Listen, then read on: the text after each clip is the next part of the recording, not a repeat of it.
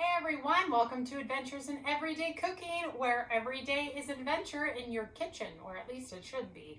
So today's adventure takes us to the world of the macaron. For those of you who know me and have been following the channel for a little while, you know that I am going to Paris this week. And so I have been in my kitchen this week making macarons and trying to perfect the macaron, and I think I've done it. And so we're gonna do macarons today, and I'm gonna show you just how easy they actually are. It does take some skill, but if you're patient and you know what to look for, you can get the perfect macaron. And we're gonna make them mint macarons. So I'm gonna go ahead and put these over here so I'm not tempted to eat them while I'm making them. So the first thing that you're gonna wanna do is, the key to a good macaron is smooth flour. So I'm gonna take 1 3/4 cup of powdered sugar and 1 cup of almond flour, and I'm actually going to blitz it in my food processor. And the reason is, you want it to be as smooth as possible. Macarons have a very smooth, silky smooth top, and the only way to get that is by blitzing up your flour. So now that all the flour is in here, we're just going to turn it on, and I'll turn it on for a few seconds, and then I'm going to actually get a spatula and I'm going to stir it around because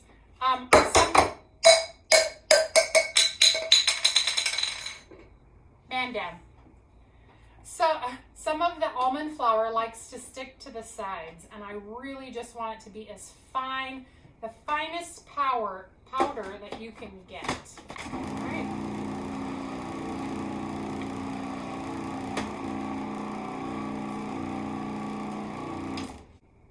And once you think it's the finest powder possible, we're going to go ahead and turn it off and let it sit there. I'm going to go ahead and switch these two machines though, because I want you to be able to see with the close-up camera exactly what kind of stage our eggs need to get to. So just give me 1 second. I'm going to do the swapperoo. Okay, now that they're swapped, we are going to go ahead and start our meringue. So some of the macaron recipes require an Italian meringue, but this is just a regular French meringue. So first we have the 4 egg whites. And we're going to go ahead and get them started. And to this, we are going to add a pinch of salt and 1/4 teaspoon of cream of tartar. All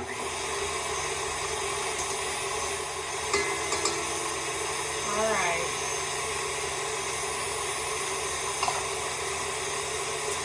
So we're going to get that mixing, and it looks like some of the cream of tartar stuck to the side. So I will take my spatula and just push it down. There we go. So see how those bubbles are forming right there? Now it's time for us to start adding our sugar. And we're going to beat these until we have firm peaks. And it might take 5 minutes. And once the sugar is all incorporated, we're going to go ahead and turn it up. And we'll just wait for stiff peaks. Stiff peaks means when you lift the beater up, they actually stay there, they don't fall over. So that's what we're going to go for. And once it's almost there, we're actually going to add our peppermint extract and our green, because we are making mint chocolate macaron. Here, I'll turn it off for a moment and show you soft peaks. So see how it's kind of wobbly? That's a soft peak. If it falls over, that's a soft peak. So I'm going to go ahead and get my mint extract ready. And I'm going to add 1/2 teaspoon of mint extract. So let me turn this off for a moment and tip that back. Oh yeah, see that? We're getting very close. The only thing I'm waiting for now is that glossiness. So I'm going to take out about 1/8 teaspoon of green food coloring, and I'm gonna put it right in my meringue. Some people mix it in with their almond flour. I prefer doing it in my meringue. All right, so here we go. Beautiful. All right, let's check for stiff peaks. Oh yeah, we're looking good. We are looking very good. All right, that is good. All right, and now we're going to bring it over here. Look at how beautiful those stiff peaks are. And now it's time for us to incorporate our almond flour and our powdered sugar. And we're nearly done with the cookie part, but this is where it's tough. This is the part where people tend to lose their mind or not get the batter right. So we're gonna hope that we can get the batter right, but this is what we do. So we have our stiff peaks in here, and we are gonna add about 1/4 of the flour. And then we're gonna do folding. Now, a lot of people are confused at what folding means.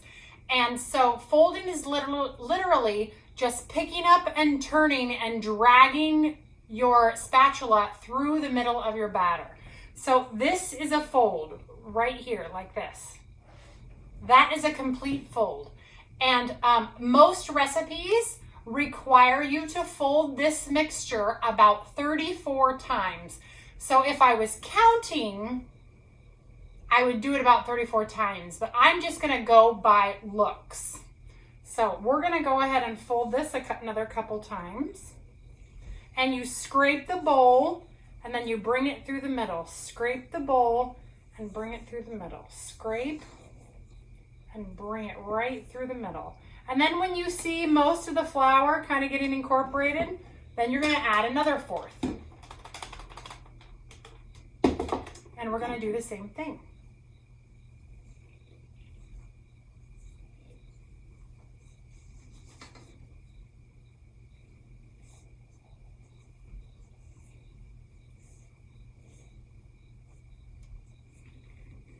And this, you have got to be slow and deliberate. If you if you beat it too hard or you mix it too hard, you will knock all of the air right out of your cookies. So here we're gonna put in our next 1/4. And again, turn and drag through. Once all the flour is in the bowl, I will talk about how we know when we're done. Because that took a little bit. That took a little time for me to figure it out. The first time I did the macarons, I actually think I undermixed it. And then the second time I did it, I think I overmixed it. And then the third time, perfect. So, all right, rest of the flour in. Oh, you know what else usually you do, and I did not do? So we will see how these turn out. Usually, and I even have it over here, but I didn't have it over here, so I forgot. You sift your flour into the bowl. However, hopefully my due diligence with food processing it so many times will have taken out all of the impurities that usually you sift out. So we'll see. If they're a little lumpy, then let that be a lesson to you. All right. So we're just gonna sit here and fold. And I think probably I'm on about 20 mixes right now. So if you're doing counting, I mean, I guess I could. Maybe I'll count in the editing process and put how many folds I actually did, because you'll see. So when it starts to come together, I will show you. Your batter should run off the spoon in ribbons and not break off. So this is more like a clump. That is not a ribbon, so we know it is not ready to go. So we'll just do the same thing, and we're just still folding, not mixing. So scrape and bring through, and scrape and bring through, scrape and bring through. See, because then we're pulling up some of the flour that we did not know wasn't in yet. Scrape and bring through. Now let's check. Ooh, do you see that? It's getting very, very close. So that ribbon, except I still have some flour in there, so I know we're not quite there yet. So I'm going to scrape a few diligent times to the bottom and make sure. Okay, I'm pretty sure that I'm done. Ready? Oh, not quite. Oh, almost. Almost. I'm going to give it another mix or two. And then we'll see. Here we go. Oh, yeah. Okay, so see how those ribbons, so when you drop it into your batter, let's see if I can get some. When you drop it into the batter, you can see the ribbons stay on top of the batter. That means it is ready. So now comes the fun part. Actually, this is the part that a lot of people mess up on. So the key here is to be slow and deliberate. So we're gonna need a piping tip, which is a very large round piping tip, and a piping bag. And I'm gonna cut off my tip. I'm gonna put my tip inside the bag. This batter is very, very loose. So when you put it in, bend your tip over and try to put it down inside of there, and try to get your tip bent over, or else when you lift it out, the batter will fall into the glass. So I learned that after a couple times. All right, and now we're just going to put our batter into the glass. So, okay, so I put about half in there for right now so that we can start piping.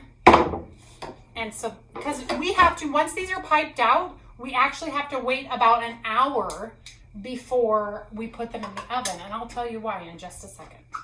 All right, so now we're going to take our piping bag, and we're going to pick it up and lick the batter that comes off.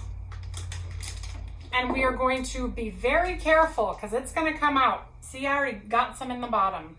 Hold it sideways. My tip. There we go. And then we are going to start right away. And what you're going to do is you're going to put it in here, and then you're going to flick. Put it on, flick. Put it on, flick. Now, mine have a little bit of a, what they call a nipple, but I'm hoping that I can take care of that nipple when I am done. Oops, I didn't get quite enough batter in there. When I am done filling these with a toothpick. So I'll show you what we do next. Flick. I'm not very good at flicking yet. Flick. I'm close. I'm getting better.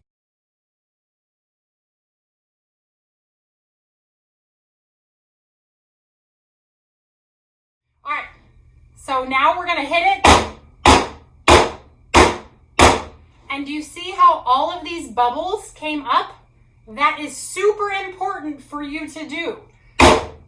So hit them a couple times, make the bubbles come up, and then you're gonna take a toothpick and you are going to cover these bubbles, because this will prevent your macarons from having that beautiful, smooth top. So you just kind of stick it in and smooth it out. And this batter looks so good. Like, this is my best batter yet. I think every time I make the macarons, they get better and better. And the reason we do this now and not in a little while is because we actually, we have to wait for 1 hour while these form a skin. And as long as we wait that hour, it will rise up. So when you look at the macaron, you'll see that it has a distinct little foot on it. So you have the smooth cookie top, and those are Nutella macarons. They're so good. Has a smooth top on the top, and then this distinctive foot. So the hour that we wait, it creates a skin over the top of the cookie, and then when it starts to bake, it rises up and makes that classic little foot. And that skin could take anywhere from 10 minutes in really, really dry climates to an hour, which is about the time that it takes here. I have tried it. I tried a batch where I did half and half. Half, I didn't wait for the skins to form and then I cooked it. And then the other half, I waited for the skins to form. And the ones that I did not wait for the skins to form did not turn out. So do not skip the maturing step. Just don't do it. You'll just have a flat, ugly, cracked cookie. I mean, it still tasted okay, but it was not a macaron. All right, so here we go. We're going to do it again. What are the important parts of doing macarons is your piping bag needs to be straight up and down when you're filling your rounds. So straight up and down your piping bag, just like that. That one's gonna be huge. My bad. All right, there's probably one between here, there, and here, but that's okay. We will make it do. All right, and now we're gonna tap it on the table. Crazy, right? All right, and then we're gonna take our toothpick and do this painstaking work. Now we wait. We're gonna wait an hour, and in the meantime, while we wait an hour, I'm gonna get cleaned up so that we can go on to the next part. We're gonna bake them, and then we're gonna make some ganache to go inside. Exciting. All right, see you back in about an hour. All right, the hour is up, and we are ready to check to see if our macarons have the skin on them. So what you do is you actually run your finger over the top, and if it's not tacky at all, then you know that they are ready to bake. And these feel great. So they're ready to go in the oven. And now comes a little bit of a tricky part. These can take anywhere from 20 minutes to 25 minutes. Sometimes they take 18 minutes, but never do they take less than 18 minutes. So basically, you're gonna put them in the oven, and then you're gonna leave them alone for the first 18 minutes. So wait until your timer goes off at 18 minutes, and then open your oven and make sure they have the foot on them. If they have the foot, then touch the top a little bit. And if you touch the top and it wiggles, then it is not ready yet. So set your timer again for another 2 to 3 minutes, and then check again. And if it doesn't wiggle, then it's time to bring them out. So into the oven they're gonna go for 18 minutes. Oh, on 300. Hey Google, set a timer for 18 minutes. 18 minutes, and that's starting now. I love my Google Home. It works for, I should do a video. Do you guys think I should do a video on how my Google Home helps me in the kitchen? It helps all the time when I'm baking, because I'll be doubling a recipe and I'll be like, oh my gosh, hey Google, how many cups is in 6 tablespoons? 6 US tablespoons is equal to 0.375 US cup. There we go. And so, or so on and so forth. And that was probably a bad example, because 6 tablespoons doesn't actually equal a cup. But maybe we'll say, hey Google, how many tablespoons are in a cup? 1 US cup is equal to 16 US tablespoons. Hopefully you can hear that. From us cup to us tablespoons, multiply the volume value by 16. She's always teaching me something. So anyway, all right, 18 minutes, we'll be back. Here's a peek into the oven, and we're just going to check. They're a little bouncy still, but just a tiny bit. They're looking good. All right, these have just come out of the oven, and look at those. They look so beautiful and smooth. There's a couple of them, let's see if I can show you, that still had air bubbles that I missed. But for the most part, and there's a couple, there's one right, whoops, you can't quite see that one. Right there. But for the most part, they are smooth and lovely.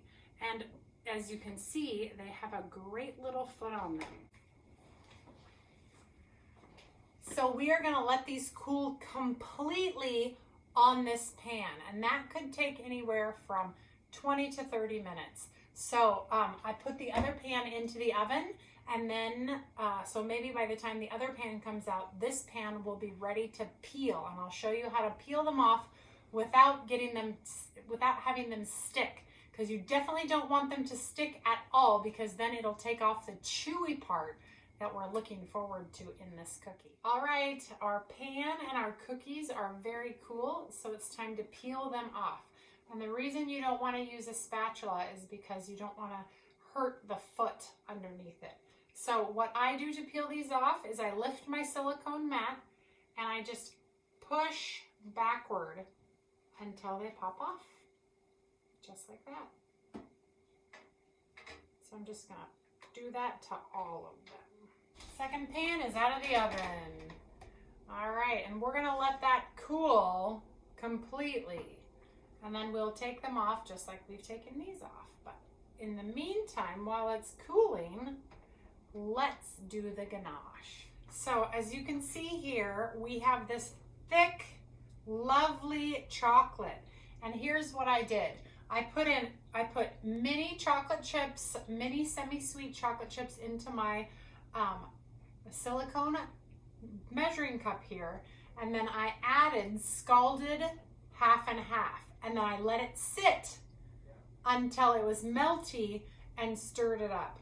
And then as I stirred, I added more chocolate chips if I thought it needed to be thicker.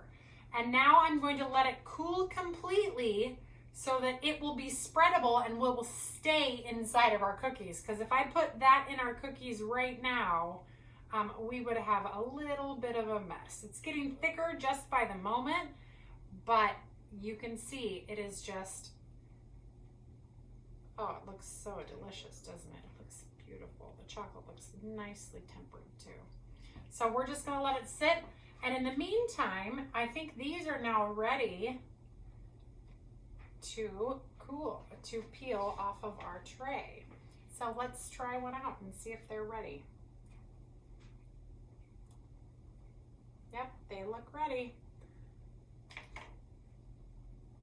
So all in all, these macarons took about 21 minutes in my oven tonight.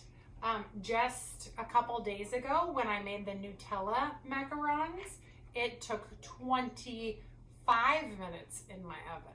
So it just depends on the humidity in the air for the day. And I'm in Northern California, so we do have a lot of moisture in our air right now, but our rains haven't started yet. So I can't imagine making macarons when that happens, but we'll see. It's an adventure, that's for sure. And the reason I wanted to make these macarons, I don't know if I mentioned it, is because I had actually never eaten a macaron before. And since we are going to France, I wanted to kind of see what it was all about, because I knew it was a hard cookie to make. Every time I'd come across a recipe, it said advanced patisserie recipe, or so on and so forth. And so I'm up for the challenge, obviously. I'm up for the adventure. And I was like, you know what? I'm going to do this. I'm going to make these, and I'm going to enjoy making them and enjoy mastering them.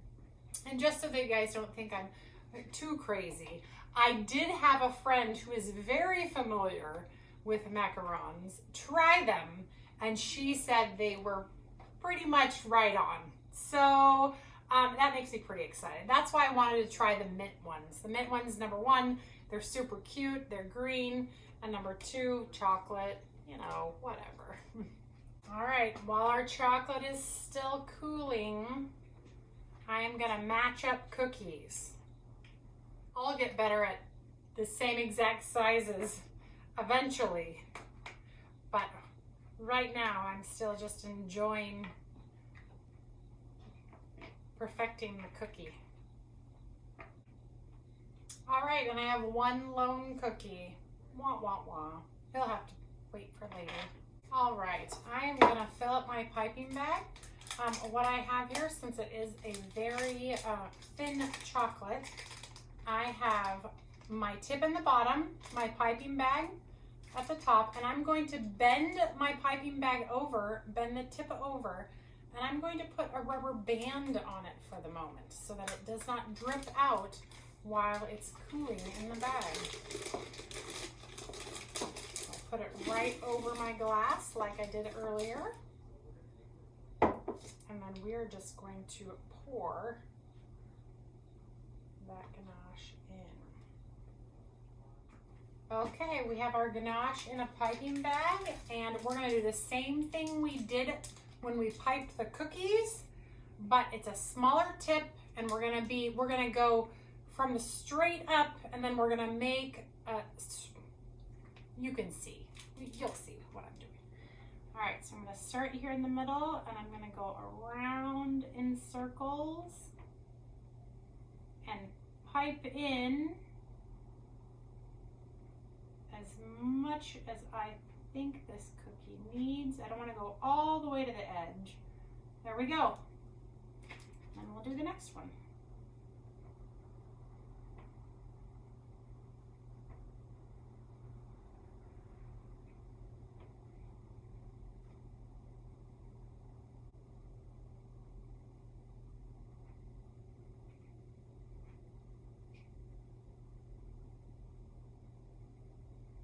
I am using the small tip instead of the large one because when I started to use the large one outside of the camera, it was a mess. So I switched to the small one and we got it going on. All right, so the first set are filled.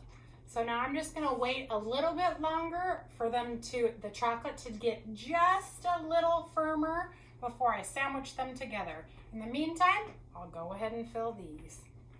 All right, all filled. Now we wait just a little bit longer to make sure that ganache hardens. It's looking good. All right, time for the moment of truth. Let's sandwich them together. Brilliant. Okay, so now comes the really hardest part about a macaron. You have now got to wait 24 to 48 hours to consume these. And the reason is because they need time to dry out some more and mature. So you need to put them in a Tupperware container with an airtight lid in the refrigerator, and don't touch them for a minimum of 24 hours, but probably more like 48 hours for them to get the really great flavors. And remember, when you use mint, do not put your mint macarons in a container with anything else because the mint actually does permeate other things around it. So that's your tip for today. So let's pick one up and I will show you.